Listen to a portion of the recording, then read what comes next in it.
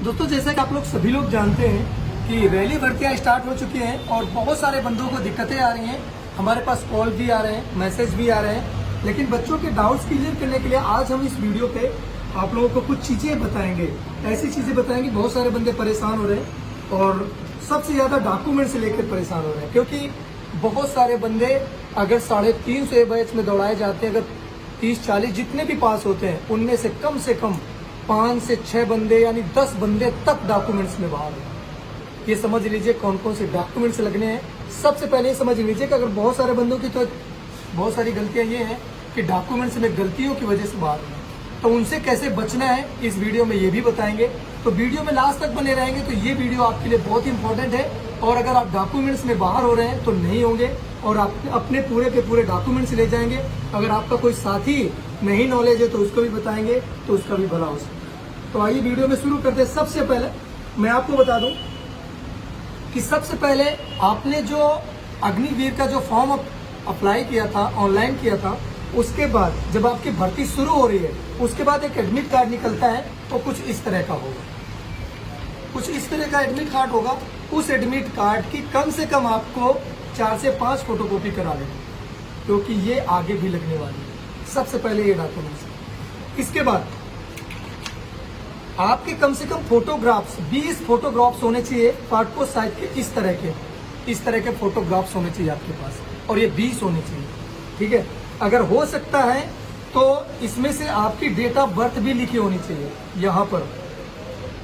यहाँ पर एक स्लेट में आप ऐसे लेके फोटो खिंचवा लीजिए, डेट ऑफ बर्थ और डेट जिस दिन आपकी भर्ती होगी उस दिन की डेट और डेट ऑफ आपकी बर्थ, वो दोनों लिखी होंगी, तो आपकी फोटो रिजेक्ट नहीं होंगी। अन्यथा आपको भर्ती सेंटर के अंदर दोबारा से फोटो खिंचानी पड़ेगी। तो इन चीजों का विशेष ध्यान रखिएगा। इसके बाद सबसे पहले अगर आपने किसी बोर्ड, किसी संस्था से अगर आपने जीडी का फॉर्म अप्लाई किया है तो हाई स्कूल की मार्कशीट चाहिए।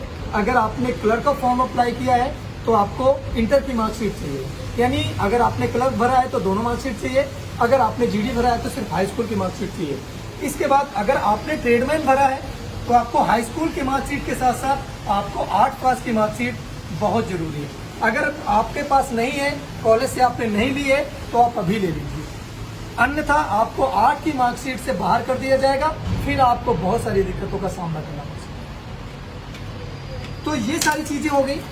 ये तो इसके बाद अगर आपके पास निवास प्रमाण पत्र है, किसी बंदे का 3-3, 4-4 साल पुराने निवास प्रमाण पत्र, तो आप ऐसा करिए कि उस निवास प्रमाण पत्र को दोबारा रिन्यू यानी दोबारा बनवा लीजिए। आपका निवास प्रमाण पत्र वैसे रिजेक्ट नहीं होगा, लेकिन वहां पर 6 महीने, 7 महीने, 8 महीने पुराना ही निवास प्रमाण पत्र अगर होगा तो आपको आसानी होगी भर्ती देखने में। अगर आपके पास पुराना है तो आप उसको भी अपने साथ में रखिए, लेकिन अगर आप ज्यादा पुराना है, 3 साल 4 साल पुराना है, तो आप उसको नया बनवा लीजिए, ठीक है। इसके बाद बहुत सारे बंदे पूछते हैं हमारे पे कॉल करके भी और मैसेज करके कि सर जो हमारा आय प्रमाण पत्र होता है, आय प्रमाण जो आय दिखाते हैं वो लगता है क्या? तो वो बिल्कुल वहाँ पर आय प्रमाण पत्र की आपकी कोई जरूरत नहीं है। तो वहाँ पे आपको, जैसा कि आप लोग सभी जानते हैं कि भर्ती यानी फौज की भर्ती के अंदर कोई भी आरक्षण नाम की चीज नहीं है। हम एक हिंदू हैं और एक भारतीय की तरह फौज की भर्ती में शामिल होते हैं। सभी, कोई जात पात नहीं है, कोई उसमें भेदभाव नहीं है, सभी एक सैनिक की तरह वहाँ पर। तो याद रखिएगा, कोई भी वहाँ पर आय प्रमाण। इसके बाद आपका जो जाति प्रमाण पत्र है, बहुत सारे बंदे हमारे को कॉल करते हैं, मैसेज भी करते हैं कि सर जो जनरल की जाति होती है वो लगती है क्या? तो ऐसा होता है, अभी तक तो नहीं लगती थी, लेकिन अगर आपके पास जाति रहेगी, मान लो अगर उनको शक हुआ कि आप किस उससे बिलोंग करते हैं, तो आपको रखना है। अगर वो मानते हैं तो आपको दिखा देना है। लगना न लगना अलग की बात होती है। तो ये आपके पास होना चाहिए। लगेगी नहीं लगेगी ये अपना स्टाफ जानता है। इसके बाद आपके पास एक, अगर आप गांव से निवास करते हैं तो प्रधान से, अगर आप शहर में निवास करते हैं तो पार्षद से। ये निवास प्रमाण पत्र एक पार्षद या प्रधान लिख के देता है। उसमें से आपकी फोटोग्राफ यहाँ पे चिपका के उसमें मोहर भी, सरपंच के साइन भी होंगे, दिनांक वगैरह जब बना होगा वो सारी चीजें डाल दी जाएंगी, ठीक है। इसके बाद आपका जो एक अविवाहित प्रमाण पत्र बनता है, जैसा कि आप लोग सभी जानते हैं कि जो हमारी शादी की उम्र होती है वो 21 साल के बाद होती है, ठीक है। वोट डालने की जो उम्र होती है वो 18 साल के बाद है। तो उसमें से क्या होता है कि आपका अविवाहित प्रमाण पत्र जो आपका पार्षद होगा या प्रधान होगा वो आपको लिख के देगा कि मैं इनको भली भांति जानता और पहचानता हूँ, यहाँ के निवासी हैं फलाने फलाने और ये अभी तक अविवाहित है, मैं प्रमाणित करता हूँ। तो ये वहाँ पर लिखा होगा और आपकी फोटो चस्पा होगी, यहाँ पर प्रधान के मोहर होंगे। तो इन चीज़ों का विशेष याद रखिएगा और ध्यान से, ये सारे ओरिजिनल कागज होंगे। लेकिन एक बात फिर मैं बता दूं कि जब आप भर्ती देखने जाएंगे तो सभी के 10-10 फोटोग्राफ्स जरूर होने चाहिए, सेल्फ अटेस्टेड होने चाहिए, क्योंकि फौज की भर्ती में आपके खुद के साइन के कागज लगते हैं। इसके बाद अगर आपके पास स्कूल से कोई चरित्र प्रमाण पत्र मिला हुआ है, आपने जब पास किया था, पास आउट हुए थे हाई स्कूल इंटर, तो वो भी अपना रख लीजिए। वैसे जरूरत नहीं पड़ती है, लेकिन अगर रख लेंगे तो ज्यादा होगा। अगर आप किसी कॉलेज में ये भी चरित्र प्रमाण पत्र है, अगर आप वहां से मिला हुआ है तो सारे डॉक्यूमेंट्स रख लें। इसके बाद अदर डॉक्यूमेंट्स में क्या होगा, अगर आपके पास कोई भी खेलकूद का सर्टिफिकेट है तो वो सर्टिफिकेट आप रख लीजिए, चाहे वो डिस्ट्रिक्ट का हो, स्टेट का हो या नेशनल का हो, इंटरनेशनल का हो, राष्ट्रमंडल का हो, किसी का भी हो, तो वो अपना गेम सर्टिफिकेट आप ओरिजिनल रख लीजिए। लेकिन फोटो कॉपी सभी को होनी चाहिए। अगर आपने एनसीसी प्रमाण पत्र लिया हुआ है तो आपका एबीसी सभी एनसीसी प्रमाण पत्र होने चाहिए, यानी उनकी भी फोटोग्राफ्स यानी फोटो कॉपी होने चाहिए। इसके बाद जो महत्वपूर्ण है, आपका आधार कार्ड आपका चेक हो सकता है, ये आपको अपने पास रखना है, आधार कार्ड। और एक चीज मैं बता दूं, इसके बाद आपका ये पैन कार्ड भी आपका जरूरी है। अगर आप अपने पास रखते हैं, नहीं बना है तो बनवा लीजिए, क्योंकि आगे जब आप ज्वाइनिंग लेंगे तो आपका पैन कार्ड बहुत जरूरी है, क्योंकि आपके अकाउंट्स खुलेंगे सारी चीजें, तो फिर आपको दिक्कत होगी।